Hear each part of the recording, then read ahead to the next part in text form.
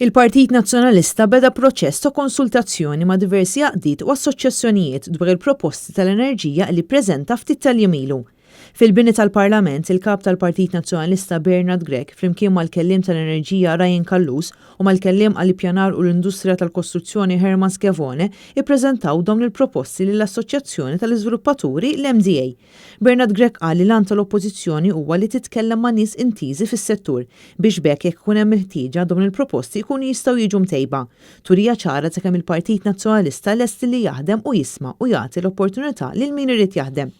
Id-delegazzjoni tal-MDA li kienet immexxija mill-President Sandro Ketkuti saħqet li huwa importanti li s-settur tal-enerġija ikun parti integrali mill-ħidma tagħhom. Dan għaliex it-tir tal-MDA huwa li tkompli tgħin lil pajjiżna jimxi l quddiem sabiex isir pajjiż iktar rinnovabbli. Huma tkellmu dwar l-importanza li jkun hemm enerġija nadifa u jsir sforz minn kulħadd f'dan ir-rigward. Min-naħa tagħha l-MDA diġà bdiet tħejji pjan ta' kif għandu jsir il-bini fil-futur, filwaqt li jkun hemm iktar edukazzjoni fuq dan is-settur.